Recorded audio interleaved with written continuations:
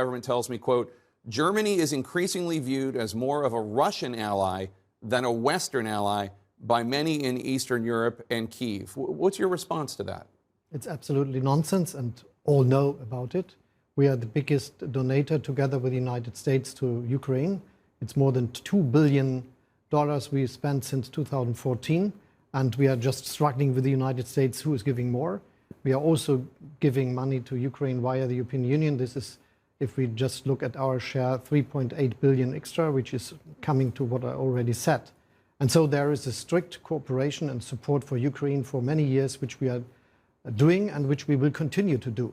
So you and the foreign minister won't say explicitly that if Russia invades Ukraine, the Nord Stream 2 pipeline is dead. Now, and I've heard you refer to this as a strategic ambiguity, but that strategic ambiguity got President Zelensky so angry today he wouldn't even meet with your foreign minister.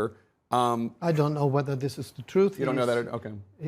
She is there. I sent her there. She will go into the front line and looking at the situation. I think she's meeting with the Prime Minister instead of the President. And what I already said, we are the one that is giving most of the money which is needed for economic resilience of the Ukraine.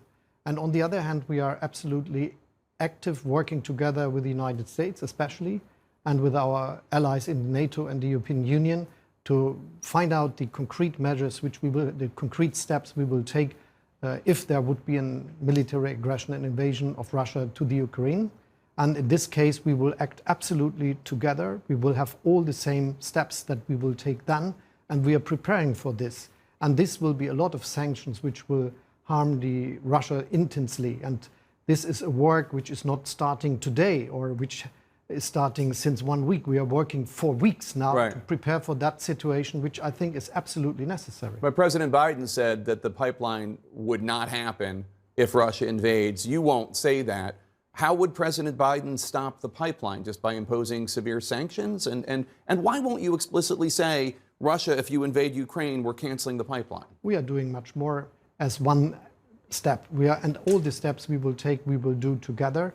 As the President said, we are preparing for that, and you can understand and you can be absolutely sure that Germany will be together with all its allies, and especially the United States, that we take the same steps. There will be no differences in that situation. What we do today is giving this very strong answer to Russia, saying, if you invade the Ukraine, this will have a very high price for you, which will have high impacts on your economy and the chances for your development.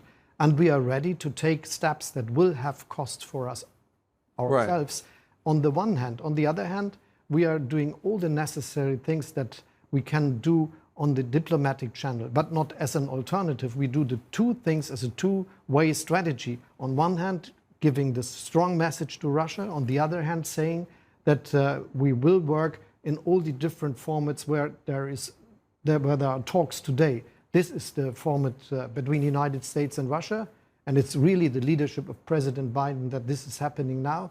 This is the talks between NATO and Russia in the NATO-Russian Council, which has not happened for a long time, and now it's starting again. Yes, we are just accusing each other in that situation, but this is a step forward if you look at the past. And the same is with the OSCE, and especially with the format which we are playing together with France, the Normandy format, where the Ukraine, Russia, France and Germany are acting together to find out of the conflict of Ukraine. And all this is one strategy we are doing together as allies. So the other reason that the source close to the Ukrainian government told me that President Zelensky wouldn't meet with your foreign minister is because you are not providing lethal aid, either directly or indirectly. Now, I understand you have a stated policy of not exporting arms to conflict zones. I get that. But you also stopped Estonia from rerouting German arms to Ukraine. But I do want to ask you about this policy of not exporting arms to conflict zones, because Germany did send weapons to the Kurds to fight ISIS in 2014. Last year, German weapons exports hit a record high, driven in part by arms sales to Egypt. So clearly, there are exemptions to this policy. Isn't it warranted in this case? Don't the Ukrainians need to have an ability to defend themselves? We are doing a lot to support our partners, as we do, for instance, with Israel. which gets a lot of support and military support we can give, which is, I think, of essence. We did one decision, as you mentioned, with the Kurds in Iraq. This was necessary because there was no other way, and it was a very small activity, but it helped. And we have very strict legislation, and according to this legislation, it was feasible that we could do the activity with Egypt, but we could not following the legislation with Ukraine. All know this. It's a situation since years. And once again, I would like to mention that Germany is the country that is giving the biggest support to Ukraine compared with all others. Financial support. Financial support, absolutely. Which I think is absolutely key. And on the other hand, you should know that we are the strongest ally of the United States in Europe, looking at NATO aspects. We are giving a lot of financial means for our military strengths, and we are also doing the necessary things. For instance, in Lithuania, we are doing a strong mission, enhanced forward presence at the eastern flank of NATO. Right. We are doing air policing at this field, and we are working together with our allies in NATO. All know about the strengths of Germany and the necessity of our support and our activities. So there will be no strategy of different activities between the partners, and Germany is the strong partner, you know, in Europe of the United States.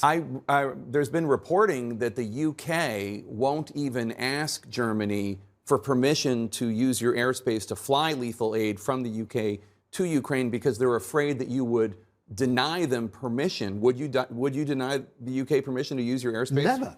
You would never do that. And no, I think this is, I don't know who invented the idea of saying that there has been a reason like this behind that. I don't know why they just used the Baltic Sea and not Germany for going with their airplanes. But they could have done, and they do all the time, as the United States are now sending troops to Europe, and they use their bases in Germany for doing so. This is what we do.